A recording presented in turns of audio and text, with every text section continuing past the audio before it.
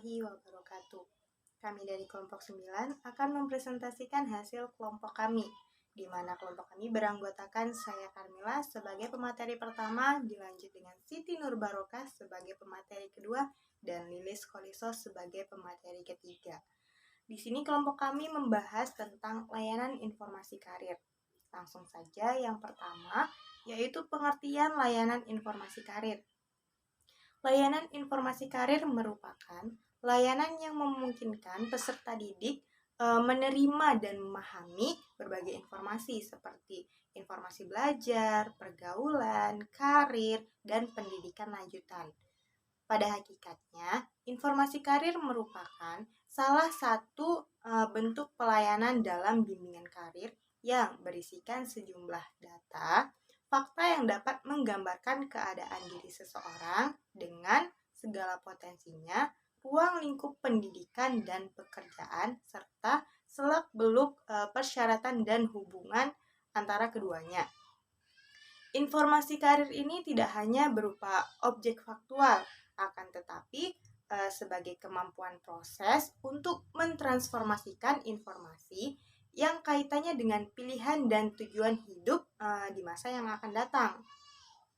Berdasarkan penjelasan tadi, tampak bahwa layanan informasi karir ini diberikan untuk membekali siswa dengan pengetahuan dan pemahaman tentang berbagai hal yang berguna untuk mengenali diri, merencanakan dan mengembangkan pola kehidupan sebagai siswa dan anggota masyarakat, sehingga pemahaman yang diperoleh melalui informasi karir ini dapat digunakan sebagai bahan acuan dalam meningkatkan kegiatan dan prestasi belajar, mengembangkan cita-cita dalam penyelenggaraan kehidupan sehari-hari dalam pengambilan keputusan.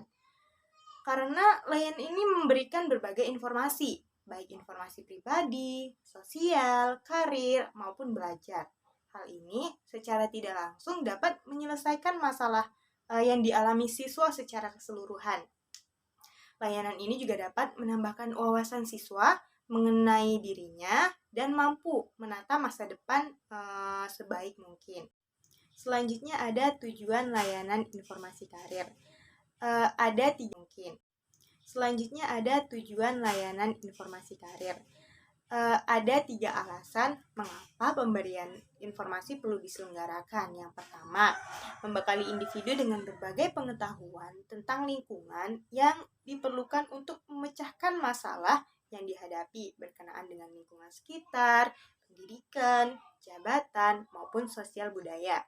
Yang kedua, memungkinkan individu dapat menentukan arah hidupnya. Yang ketiga, setiap individu adalah unik. Keunikan itu akan membawa pola-pola pengambilan keputusan dan bertindak yang berbeda-beda, disesuaikan dengan aspek-aspek kepribadian masing-masing individu.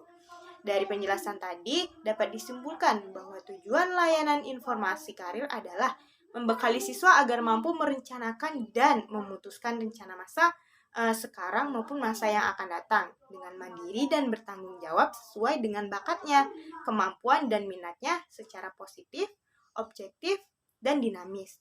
Secara tidak langsung pula, hal ini dapat menyelesaikan masalah siswa baik masalah pribadi, sosial, belajar, maupun karir. Saya Siti Nur Barokah. Di sini saya akan menyampaikan materi ketiga dan keempat.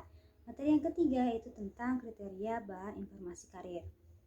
Bahan informasi karir ini dibagi menjadi 2. Yang pertama yaitu bentuk-bentuk dan sumber-sumber bahan informasi. Bentuk konkret bahan informasi ini dapat berupa 4 macam, yaitu lisan, tertulis, audiovisual, dan disket program komputer. Sedangkan sumber-sumber bahan informasi adalah badan pemerintah pusat yang bergerak dalam bidang pelayanan dan pendidikan seperti Departemen-Departemen Pertanian, Perdagangan, Pertahanan, Keamanan, dan Pendidikan, dan Kebudayaan dan Tenaga Kerja. Lalu, yang kedua yaitu akumulasi dan pengelolaan bahan informasi. Bahan informasi dalam bentuk tertulis, bentuk audiovisual, dan bentuk program komputer dapat dikumpulkan dan disimpan di sekolah. Sedangkan bahan informasi yang berbentuk terbitan atau cetakan dikumpulkan oleh seorang bimbingan yang diserahi tugas ini yang bekerja sama dengan petugas perpustakaan. Lalu materi selanjutnya yaitu struktur layanan informasi karir. Nah, struktur ini dibagi menjadi 3. Yang pertama ada konselor atau bisa juga disebut sebagai guru pembimbing. Nah, konselor ini adalah seorang yang ahli dalam bidang konseling dan merupakan penyelenggara dari layanan informasi. Lalu, yang kedua ada peserta. Peserta layanan informasi ini dapat berasal dari berbagai kalangan, mulai dari siswa sekolah, mahasiswa, anggota organisasi pemuda, dunia usaha atau individu, ataupun anggota masyarakat. Dan yang ketiga yaitu ada informasi, yakni sebuah pemberitahuan yang merupakan isi dari layanan informasi. Ada berbagai macam jenis informasi, diantaranya itu ada informasi perkembangan diri, informasi hubungan pribadi, sosial, nilai, dan moral, informasi pendidikan, kegiatan belajar, dan keilmuan teknologi, ada informasi sosial budaya, politik, dan kewarganegaraan, informasi pekerjaan dan ekonomi, dan informasi kehidupan berkeluarga.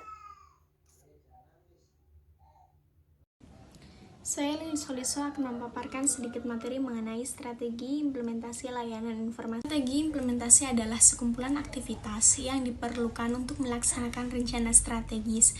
Inti dari definisi tersebut adalah adanya tindakan untuk melaksanakan rencana strategis yang telah disusun sebelumnya. Strategi implementasi layanan informasi memiliki beberapa tahap. Yang pertama, perencanaan. Perencanaan merupakan identifikasi kebutuhan informasi bagi calon peserta layanan, menetapkan subjek penelitian, menetapkan narasumber, menyiapkan prosedur, menyiapkan perangkat dan media layanan, serta menyiapkan kelengkapan administrasi.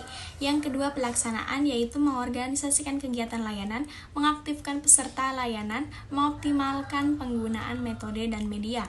Yang ketiga, evaluasi, yaitu menetapkan materi evaluasi, menetapkan instrumen evaluasi, menyusun instrumen evaluasi, mengaplikasikan instrumen evaluasi, serta mengolah hasil aplikasi instrumen. Yang keempat ada analisis, yaitu hasil evaluasi, menetapkan norma atau standar evaluasi, melakukan analisis, menafsirkan hasil analisis. Yang kelima yaitu tindak lanjut, menetapkan jenis dan arah tindak lanjut, mengomunikasikan rencana tindak lanjut pada pihak yang terkait, dan melaksanakan rencana tindak lanjut. Yang keenam ada laporan, yaitu menyusun laporan layanan informasi, menyampaikan laporan kepada pihak terkait seperti kepala sekolah atau guru, serta mendokumentasikan laporan. Sekian dari saya, terima kasih.